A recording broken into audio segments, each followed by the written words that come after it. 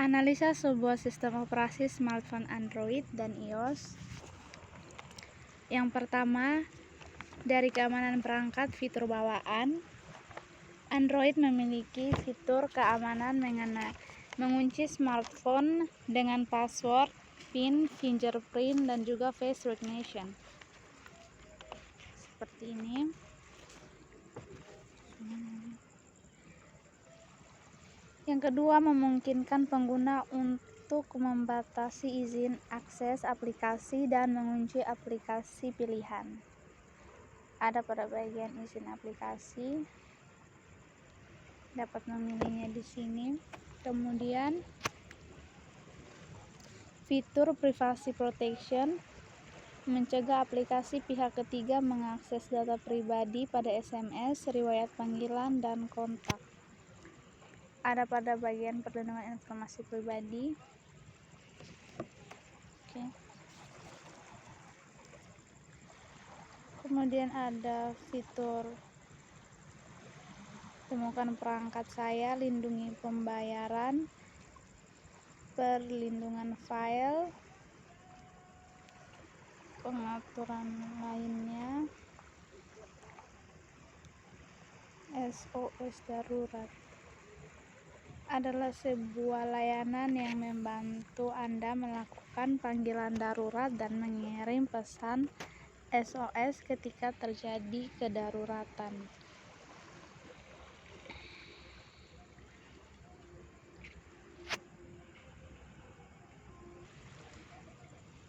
Kemudian sistem operasi iOS.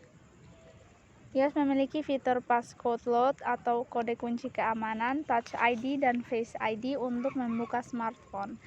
Kemudian fitur Find My iPhone, dengan mengaktifkan, kamu dapat mencari perangkat iOS yang hilang dan menghapus data saat iOS terhubung ke internet.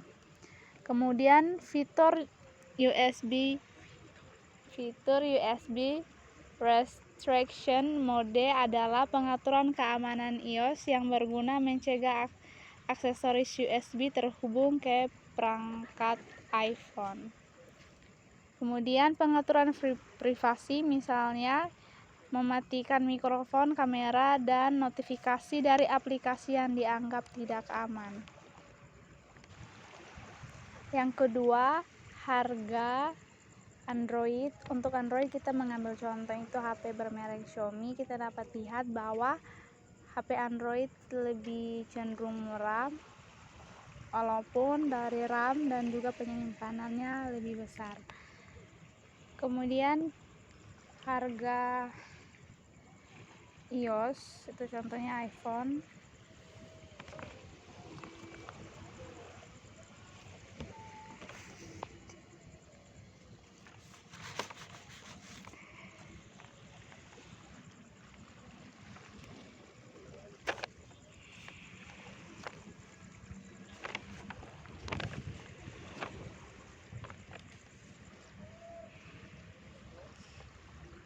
Kita dapat lihat bahwa sistem operasi iOS sangatlah mahal.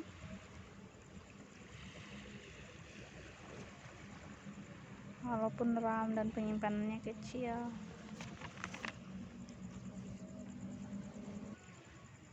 Yang ketiga, development aplikasi. Jadi, development merupakan pengembangan sebuah perangkat lunak yang dijalankan secara sistematis sehingga menghasilkan sebuah produk yang baik dan berkualitas. Jadi, development aplikasi yang digunakan untuk mengembangkan Android dan iOS ada seperti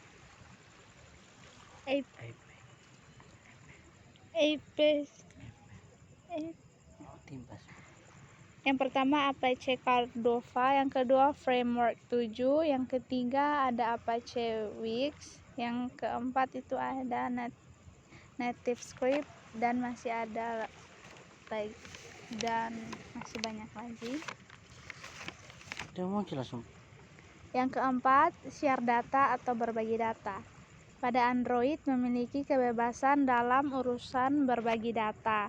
Android bisa menerima atau mengirim data tanpa perlu repot seperti iPhone. Contohnya, pada Android yang paling sering digunakan itu ada Bluetooth dan juga Share It. contohnya share it. Kemudian pada iOS, untuk berbagi data pada iPhone cukup ribet, soalnya untuk mengirim atau menerima data harus memindahkannya lewat iTunes. Untuk menggunakan Bluetooth, iPhone hanya bisa mentransfer data untuk sesama iPhone. Kemudian media penyimpanan. Pada Android biasa ada pada aplikasi. Android memiliki kapasitas memori yang besar dan dapat menambahkan memori dengan memasukkan kartu memori eksternal sebagai tambahan. Sedangkan iOS mempunyai kapasitas penyimpanan yang sudah ditentukan sejak awal, dan iPhone tidak menyediakan memori eksternal untuk perangkatnya. Yang keenam, ada aksesoris dari smartphone. Android dan iOS memiliki banyak aksesoris seperti wireless charging, keyboard and mouse, smartphone, OTG, USB OTG, lensa tambahan, wireless Bluetooth earphone, dan sebagainya. Sekian dan terima kasih untuk video tes.